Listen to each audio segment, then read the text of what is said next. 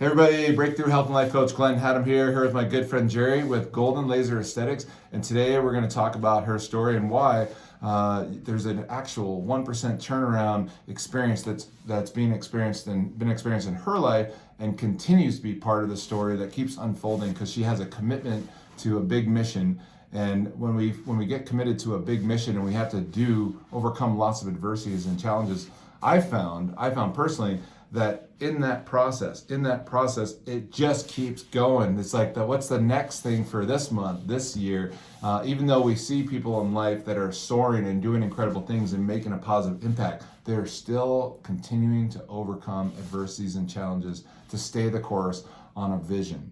And so we're going to talk a little bit today about Jeri's vision and how it came about. And I often like to time travel a little bit back to childhood and where maybe the story might have begun, because it's kind of, when we have a really powerful mission or vision, it feels like a calling that's been here all along, that's been wanting to come through in some way. And if we look back at the breadcrumbs of the things that happened along the way, it really does make sense. But when you're going through it, it sure doesn't. So maybe share a little bit about Jeri, about on your adventure. Like what kind of person were you like as a kid? Like what were you like as a young adult? Do you remember that, stepping back in time? What it was like growing up in your shoes? Like, were you outgoing? I was kind of a rebel.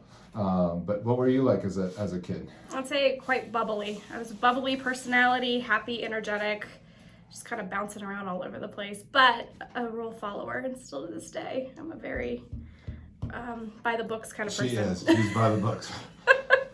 So very methodical. To know what you're doing. Yeah. Firstborn, right? Like, isn't that like kind of a giveaway with kind of how you are? You're just a little more structured, it seems, and not so free. But very lovey and passionate and bubbly, friendly. Mm-hmm. And then would your siblings say that?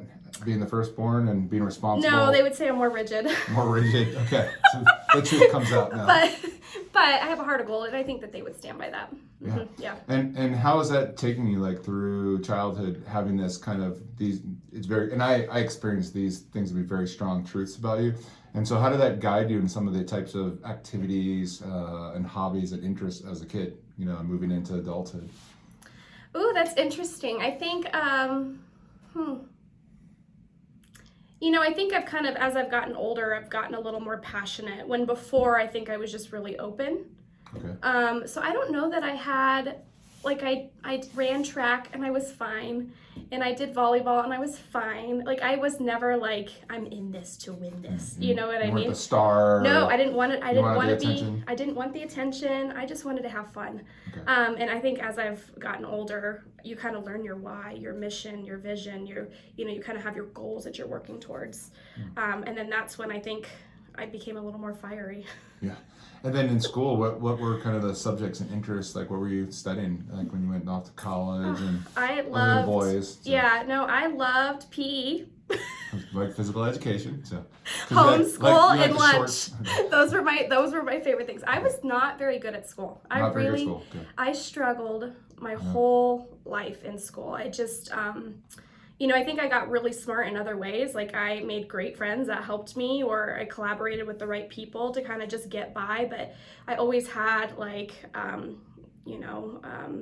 attention for how much effort and energy I put into things. I just didn't do it very well. Okay. So like the traditional academic path was very challenging. It was challenging. It didn't really fit with your personality, maybe? Right. Okay. And then what were some of like the first jobs you had out in the world? Oh, I was a hostess with the mostest down in Colorado Springs at Cracker Barrel. Cracker Barrel. We've got a Cracker Barrel fan here. So what do they put? What's the secret sauce in there? It's that gravy. It's that gravy. So Cracker Barrel, she's like, I'm going places. Parents, I got a job at Cracker Barrel. They're like, you keep on going, girl. Right, exactly right. I actually wanted to graduate early, but my dad wouldn't let me. Okay. And I was really upset by that. So I got a job as a hostess, which my dad actually used to work at Cracker Barrel, so I just kind of fell in his footsteps a little bit there. But it's really like alumni. My dad, you're like, I definitely got this job. They're never firing me. I was hired and got an extra star. I don't know if you know about the stars. No. Okay. You can level up, and you get 4 stars there on your apron. Wow. And it's embroidered, and you have to teach and educate, and you get better and you get more stars. So you're a star child for a bit. I mean, yeah, Yeah. you bet. So what next after, like, how did you end up leaving Cracker Barrel? Like, Yeah, so after high school, I knew I didn't want to go to college just because academically that was just not my jam. Yeah. And I struggled really badly with poor skin growing up. So I actually had eczema as a kid and was in and out of dermatologist offices, trying all the lotions and potions. And my parents used to like put gloves on my hands before I went to bed because I had scabs everywhere. oh wow. And Can't even imagine like parents putting gloves on you before bed. Like, don't you dare. yeah, I would get in trouble all the time for scratching. And then, just kind of developed a heart for skincare really early in school and thought, you know what, I want to help people. And originally what I thought was I want to get a job at the burn unit and help burn victims is kind of what I originally wanted to do. Oh, really cool. I didn't know that. Yeah, and then I got into aesthetics right out of high school. I almost enrolled while I was in high school to get credits, but my dad didn't want me to do that. And got my aesthetic license and then got my first little facial business down in Colorado Springs. So that's what made me leave Cracker Barrel. Okay. Was I went and started my own, I worked for my first little facial business called Face Logic. Face Logic. Yep. Okay. And what was that like when you first started doing it? I loved it. Yeah. You made people feel good. It was like a nice calming, atmosphere. And I just felt like I was improving people's confidence and their health of their skin. And you just kind of held space for them for whatever they needed, and it was fun. And it's results oriented. It was just, I loved it. I loved it a lot. How long were you there for about? I want to say maybe a year or two. Okay. Were you starting to, at that time, were you starting to say, I could do this myself better than these guys, or? I sure did. So then I started my own business, and it was called Happy Face. And I had my couple little clients. I bought Still have that email. I do. I know, you should see my menu. It's really cute. It's like a big daisy with like a big smiley face. It was a really cute menu. Anyway, started my own little facial business. I don't even remember what clients I had, but I had a whole retail shelf of skincare products, and then ended up landing a job as a laser technician at American Laser Centers and got into the medical realm of aesthetics. So I worked there for a while and then got promoted to assistant manager up in Cherry Creek. Worked there for a while, and then... So what was it like shifting gears to the laser world? I wanted to be more medical. You wanted to have that? I did. Okay. I wasn't as much into the fluff. I really truly wanted to help people. Okay. That's kind of always been my angle, is what does this human need right now? So it was like, okay, I see what I'm doing, but I'm only hitting it at the surface level. I want to hit things at a deeper level. And there's so much more to it, so you got exposed to this possibility, and you're like, so it's kind of like you bumped into the next thing that was like, clearly I need to go and see wherever the heck this takes me. Okay. Yeah. So I worked for, big corporation, and then realized, I don't want to work for a big corporation. I'd rather work for someone a little bit smaller. So I went and worked for a physician, private practice, that had a med spa, and worked there for a couple years, which was a lot of fun. I really enjoyed my time there as well. And when you're trying all these different things out, did it feel at times like where the heck am I going with this as well too? Like you also had to like manage those kind of thoughts as well. Like, okay, I'm doing this thing now, but like you kind of like rolling the dice a little bit, but you have to do these things. Like I'm meant to be learning this now, but I'm not sure where this all kind of, how it all pans out. Like it's a little bit of faith. Yeah, I would say yes. I also, the longer you're in an industry, the more you kind of want or maybe feel entitled to. Okay. So I would say that, I felt like I was bigger than the job that I was working, and just kind of was chasing after the next big thing. Okay. Well, tell us a little bit more about the chase. Yeah, the chase. Oh boy, I got in some trouble. The rule follower got in trouble. Okay. Ended up leaving the place that I was working in South Denver, and was incentivized to open up a new med spa over in Highlands Ranch. Okay. And I was young and I was dumb and I did stuff I should not have done, which was steal clients, and got a big slap on the wrist for that. I ended up quitting the industry entirely. I meant no harm, and went and worked in medical sales. I used to sell my gosh, what are they called?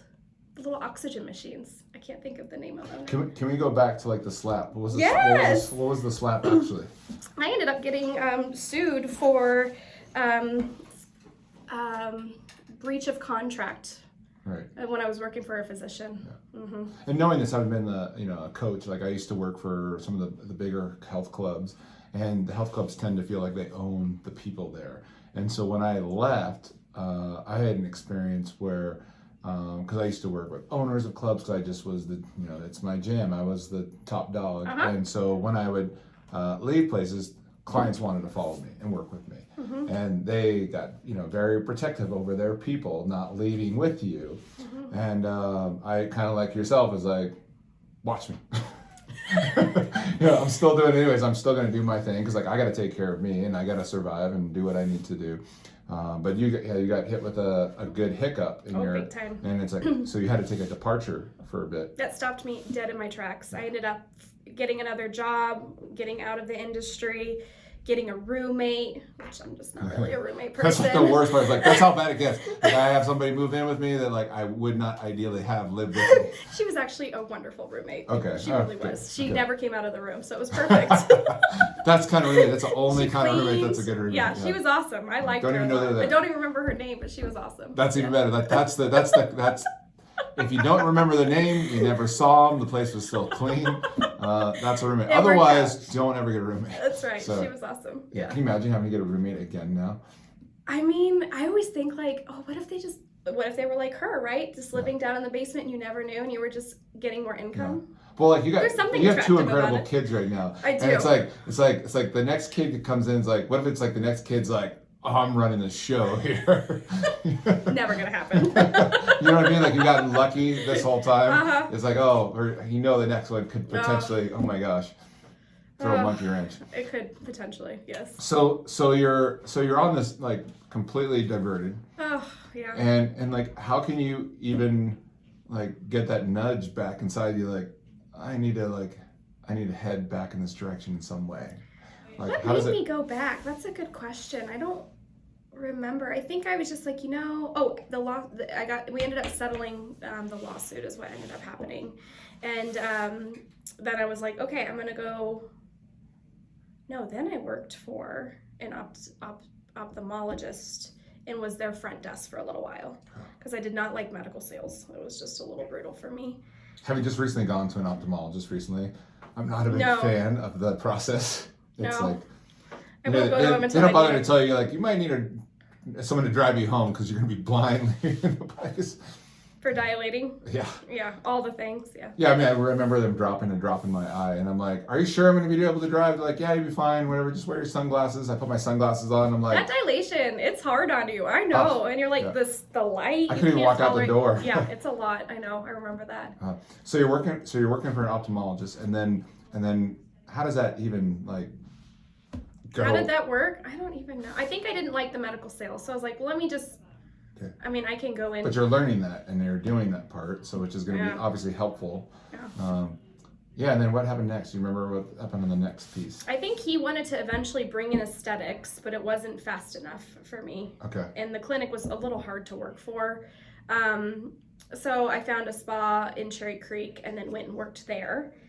And I loved it. Like, it was a small place and the owner was so into The Secret. And like, Okay. I didn't know what The Secret was. Okay. And I got paid to like watch the movie. Okay. And then I was like, this is amazing. And I remember, I'm not kidding you, I remember like visualizing a new car, and I got that new car.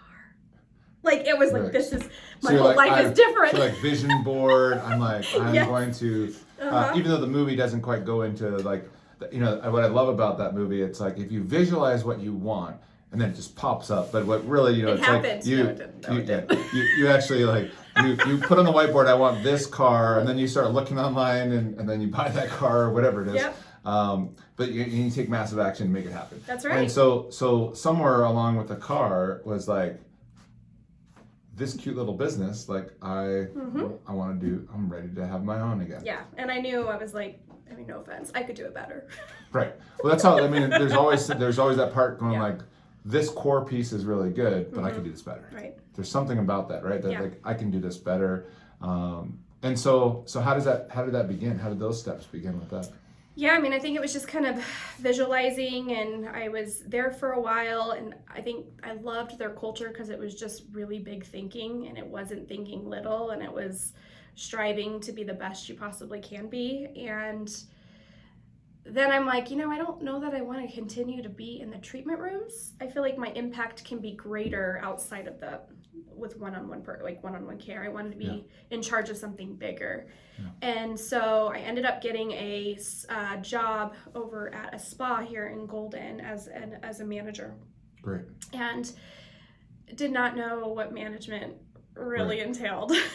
Yes. And you knew that like, I can't build this one person operation. Right. So I'm going to have to suck it up and learn this whole management thing. Dealing with people and energies that everyone says like, oh, wait till you have to deal with employees and keeping team, hiring and firing and all the other logistics. So what were you confronted with in that process? I think about how much you sucked at it maybe at first. Yeah, I think it was spa. They're very energy focused. Okay. And I am not very much like that. Okay. But they kind of have to be, right? Because they have to feel into the massage. And, they're different creatures. And I love them and I adore them, but I don't want to manage them. Okay. Yeah. Yeah. So I learned that pretty quickly. Great. Yeah. So it moved quickly again through things. So it's like, this woman cannot keep a job. Like she's like, I gotta find a spot that I gotta be in control. What else? Like, what were like the variables that were starting to become really loud and clear to you? Like, I want to do this thing. Well, I want to do it my way. Yeah. These are things I don't want to. I don't want that. It's like, it's a lot of like, not this, not this, this, not this, not this, this. Seems to be like the way. At least for me, I've learned that way where you find out the things that work from all the things that didn't work for you. I mean, I feel like I'm right where I need to be, and my path has just taken me there. I really do. Yeah. But I told the owner at that spa that he should consider bringing in medical aesthetics, and that's what they were attracted to with hiring me, was just my background. Yep. And told him, you should buy a laser. You should buy a laser. And he was not financially in the position to buy one, and I'm like, can I buy one? Can I rent a room? And he said yes. So that's how I got my start. I rented a little room out in the back of a spa, in the darkest room ever. So dark. I had my little mag lamp, and I had my laser, and I had like 2 little skincare products, maybe 5. It might have been 5. And I'm cracking up about that because Jeri, when I started my fitness business, I was in a gym that had 5,000 members, and they had a broom closet. And so I talked the owners into allowing me to turn that into an office and put a window in. And I had a whole supplement line, and I had other trainers working for me. But it was basically, I turned this broom closet into the pro shop of the club. And I had vision, and they were like, it's a broom closet. It was probably, a little bit bigger than this space, about the same size as this space here.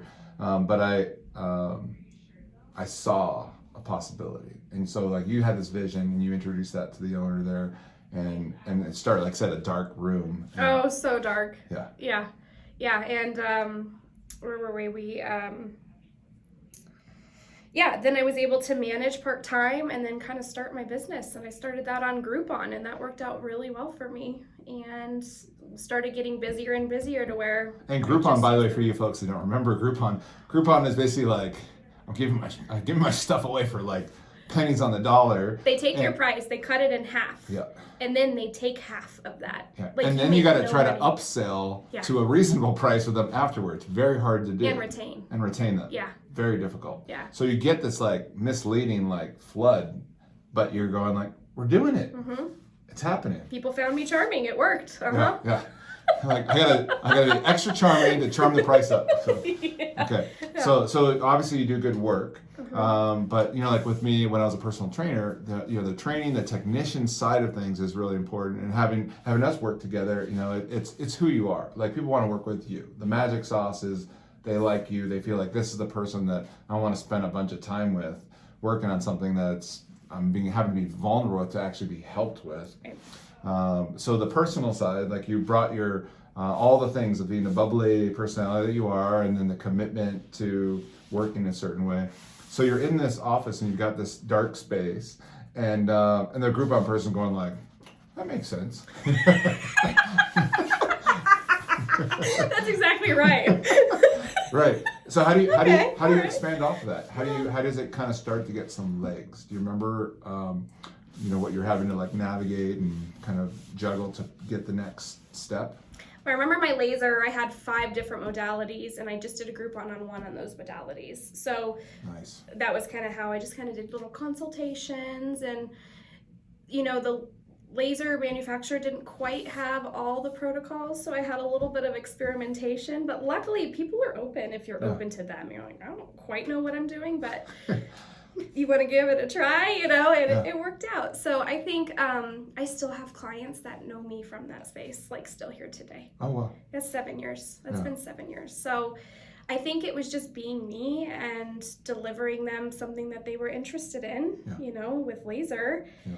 And, then I started to really dream like, okay, so my big goal is to have a place that estheticians can live out their passion. Because every place I worked just kind of wasn't the right fit, so to speak. Yeah. And so I really wanted to have a happy home for other estheticians, and I knew I couldn't do that in the dark room in the back. Yeah. So I started thinking bigger. Yeah. So did you have to borrow money, or what were some of the things you had to put a business plan together? What were the things you had to go through at that time? I had to do the business plan to propose to the owner of the spa. So I did that previously. Libraries, awesome resource. They have a ton of free resources. You can even like rent a librarian, and they'll help. You can, and they'll help you like come up with your business plan. I love the library. I did not know about that. Did you guys know about that? Rent a librarian to help you with your business plan. I mean, that may be the term. Maybe it's not the term. I don't know, but I think you can rent a librarian. Okay. Yeah. Interesting. It was great. So I did that. The only reason I was able to buy my laser was because I sold my house. And so I made some money on that. And took that and moved that over. I moved that over, and then I luckily was engaged at that time, and he really did love me. So he gave me some money to kind of work off of. And love is also the other piece of this. Yeah. So like. I mean, I didn't make any money for like ever. It felt like, So your husband, who's amazing. Yeah. He's like, okay, so we're funding like a stamp collection. Correct. Like a hobby that like. For group honors. For group honors. Yeah, for cheap people. People looking for a deal. Looking for a deal. Okay. So how do you then, because at some point you guys are having a conversation at the table, after dinner, and it's probably like, so what do we need to do with this to like, I think he got involved with the business and helping, but like, he's like, we've got something here. We just need to pivot. Mm-hmm. So what, do you remember those conversations or how those things kind of, he's pretty loosey-goosey, so it's just kind of like, as long as you're doing what you love, you're fine, which was really awesing and supportive. So it gave you a lot of room, gave you a lot of leeway. Well, how did it start to switch then? How did it start to change? And like, I think honestly it was just waiting for space to open up on downtown Golden, which is super hard to come by. Right. She has a prime location. You guys are, so what's this street here? Washington. We're on Washington. This is the main street, the famous like arch. I call it the Strip. Yeah, the Strip, yeah. So she almost went that path. That's it's another story, on the career path. You want a strip, I can laser it. Yeah, okay. So there's what's the arch here? That's like, you're literally like right under the arch. Welcome to Golden. Welcome to Golden. Howdy, folks. Welcome to Golden. You cannot miss her place. It's under the arch. So under the landmark here. Yeah. So you found this. So waiting. Opportunity arises. Someone hits you up with like, it's available, I'm assuming, or you've stumbled across it. Yeah, I had a broker help me. Had a broker looking for it. Mm-hmm. Yeah. Okay. And so then you move into this location. I'm assuming there's some remodeling, some work. We gutted it. How to gut this place, because it's, again, a landmark. So. Yeah. And I was actually up against a oil and gas company. Okay. And then little old me. And I was high risk, so I really had to sweeten my approach. Stepped it up a notch. I did. Yeah, I've been working on this since birth.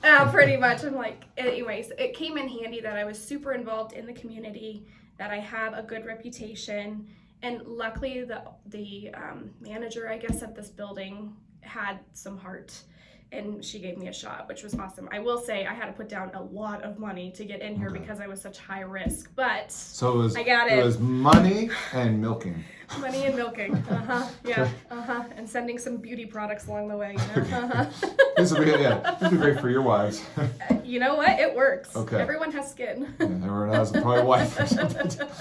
So tell us a little bit now about where you're at and what the business is doing and where you're going next. I think that's kind of like what we're all excited to hear about. Like, who is this Jeri who's got this incredible business here? And I've had the pleasure of being able to go through the services and see the benefits. And I'm a guy who like aesthetics, like keep going. You tolerated it really well. You really did. Yeah. Yeah, skin burning, smelling like meth. Yes, that's right. It's wonderful. Yeah, but the after effect is like, look at this mug now. Like, did you look feel how far like, come. you feel like you noticed a little bit? Yeah. Oh, okay. Don't you notice? Look at like. I can tell by your eye totally. And we only did one treatment. We like to do multiple treatments, but I love that you notice because sometimes it's subtle. Yeah. No, they were like scratching their heads when that came in, and then they're like, oh. I even baffled them. Is they're this like, guy coming back? Is this guy coming back? So, and I'm not I'm not your typical person because I had storyline and issues around women stuff. Like as far as like, oh, that's just like, it's just like getting sent to the store to get tampons. You know, it's like, what model? So same thing with like getting like facials or any type of like, these type of like self-care treatments. I just was oblivious. She knows I came in kind of like a numbskull. And now I'm just a little bit less numbskull. But I've actually found out about some incredible things that as we age that are really important. I was able to learn a little bit about what happens to facial structure and the downturn, and then how do we turn things up when things are going south. And, gravity's not your friend. Gravity's not your friend as you age. And but there are some tricks to the trade here and some things you can get the body responding or remembering that it still has youth and potential in it. So. But tell us, I guess, a little bit about the business and what you guys are doing now and your team and what's lighting you up now about this. Yeah, I think being a one-woman show, I remember moving in here and being like, I need to hire a team, and I was so scared to make my first hire, but I hired an awesome team that were hungry right out of the gates, and they wanted to be successful and they wanted this place to succeed. So I wouldn't be here without the other people, of course. And I remember like my back room being empty for probably the first year, and then only really utilizing 2 rooms. And we have 1, 2, 3, 4, 5. We have 5 rooms. But yeah, we had our first laser, then we bought another laser, then we bought a facial machine. So you just slowly start to accommodate, more clients' needs and have different ranges of services. And let's talk just briefly about some of the different types of services, because I didn't know anything about what the services were. I just knew it was like aesthetics and like lasers, and I'm like, okay.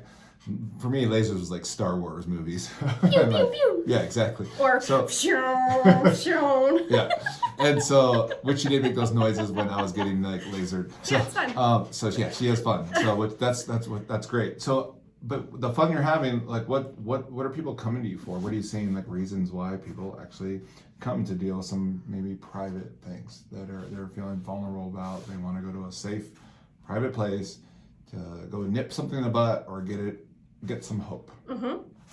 I think we have lots of different walks of life. I think, honestly, our normal person is just your average Coloradan person that likes to go outdoors, be outdoors all the time, and then they just kind of, as they age, they start noticing some brown spots and some redness. I mean, that's constantly what people don't want. And then just visual signs of aging, whether it's wrinkles or just kind of feeling loose in the skin. So that's probably the primary person that walks in here, male or female. And then you've got, people that are, making a transition and changing their sex. So we have a lot of transgenders, and I love transgenders because I feel like they need that love and support, and they don't feel good in their own bodies, and we're actually able to help them. We've had people with eating disorders come in because when they get to a certain point of being too skinny, their bodies develop a lot of hair. Hormonal imbalances are very common. Sad to say, a lot of our food's contributing to that. So we can help people, that maybe have unwanted hair on the face or really anywhere random on the body. For you guys out there, just so you know, some of these gals have mustaches and beards and are just a few whiskers. That there are folks that can help with those things, and you'll never know. Yep. So and guys also come in for things, And it's not to say, I guess the porn industry might even come in here for certain things. When I worked at Cherry Creek, we worked next to, what's that strip club? You know the name, I'm sure. Shotgun Willie's. Shotgun Willie's. Yeah. We used to have Never fights. been there, but they have a really great steak. The girls would always come in too with like different credit cards. I'm like, all right, girls, give it to me. I'll help you. They're coming for those bikini waxes and bleaches and all that kind of stuff. All the stuff, yeah. All the stuff. All the different walks of life. And even like older grandmas that just like can't bend over to shave their legs. Like, I feel like we've seen it all. And if we haven't, I want to. Come in. Yeah.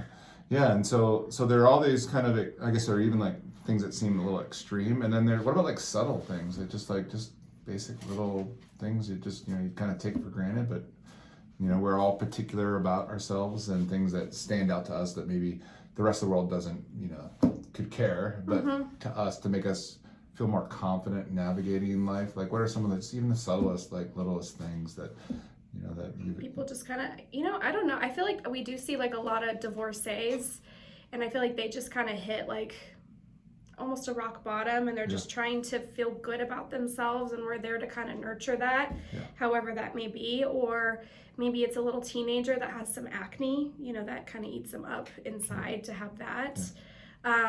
Subtle, I'm trying to think subtle.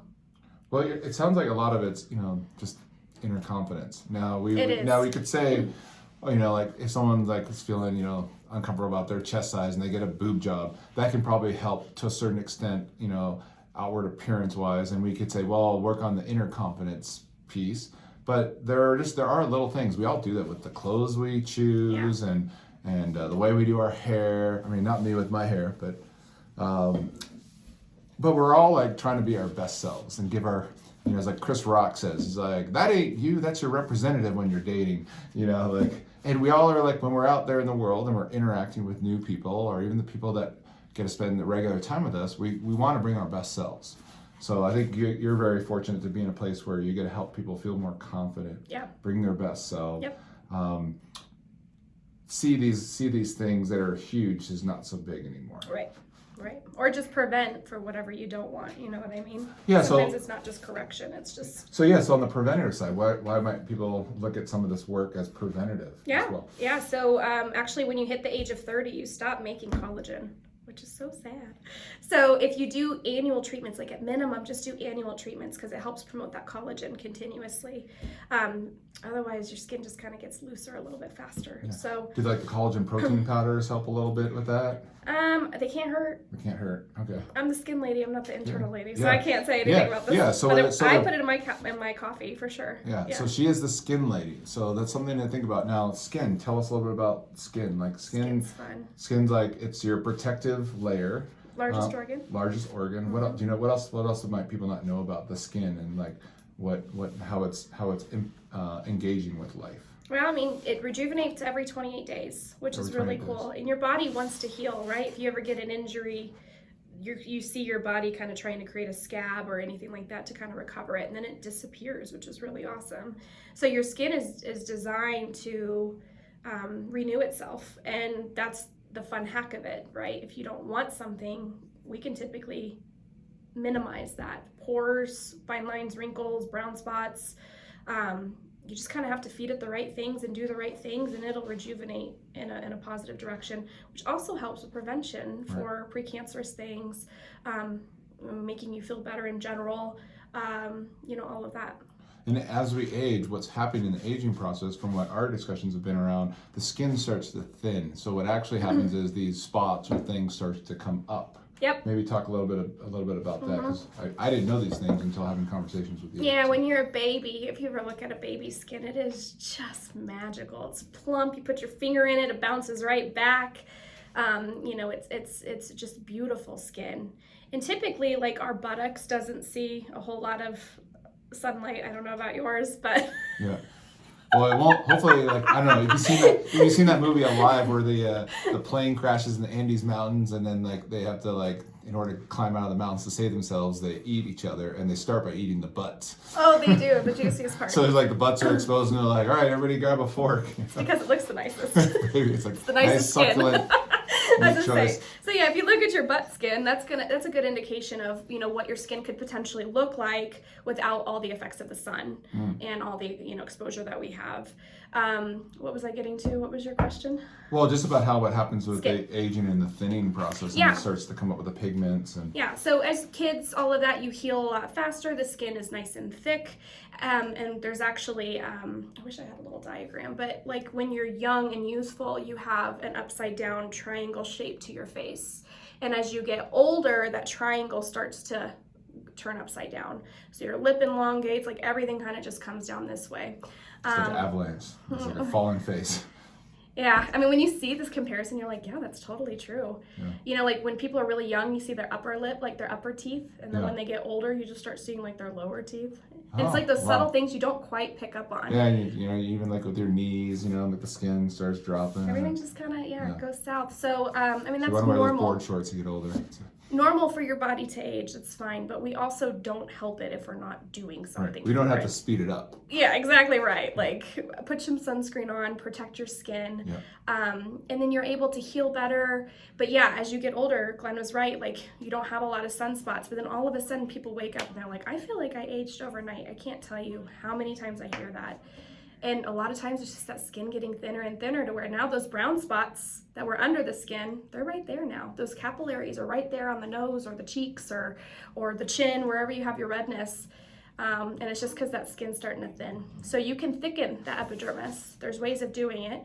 I would just encourage you to prevent versus correct, because you can get so much further, so much faster.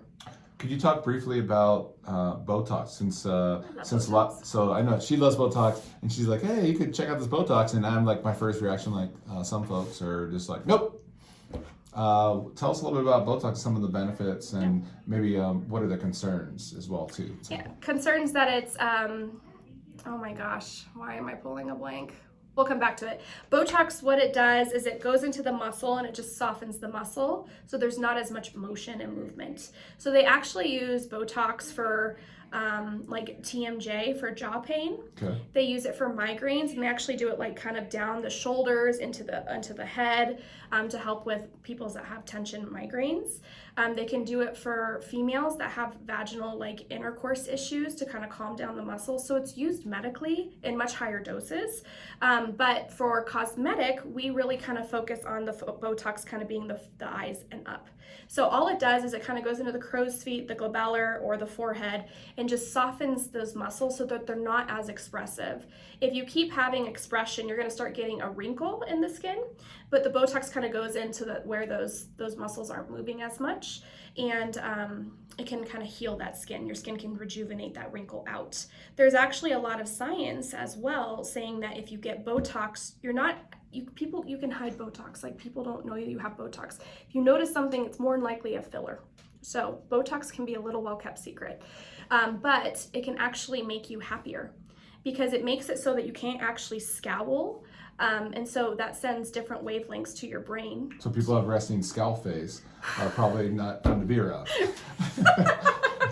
And we can turn that around from the facial muscles, because that's sending a message back to the psyche. I mean, they even say, like, if you're feeling depressed, like, change your posture, you know, like that. Yep. If you're feeling a little bitchy, come get some Botox. Well, we know that, like, when we're like talking to someone and we, you know, you can kind of tell in the facial expressions, like, what's going on internally, like how they're interpreting information. Definitely. And what they're experiencing. Definitely. So, yeah. Interesting. Yeah, so you'll still be able to tell when someone's mad or surprised or happy. And the reason why people are afraid of it is because they see a lot of aesthetic they don't like.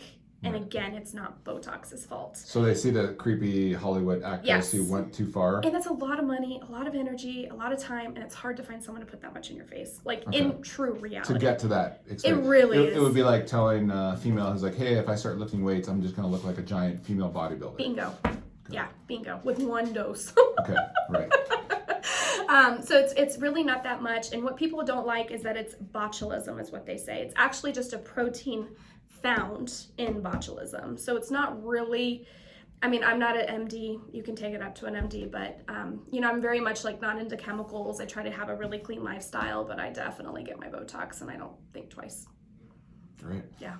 Well, I think that's a good amount of information for today for the audience. But so where will they find you? So what's your location? Yeah. Any incentive to come down and check you out? Yeah, we can totally do something. So we're right under the Welcome to Golden Arch in downtown Golden. Beautiful town if you haven't been. But Golden Laser Aesthetics. Golden Laser Aesthetics. And we specialize in injectables. We do our Botox and our fillers. We do semi-glutide for weight loss. We do wellness injections. And then we have a bunch of different lasers. So we always say it's like our little magic eraser. If you have a concern, come see us and we can erase that little concern that you have.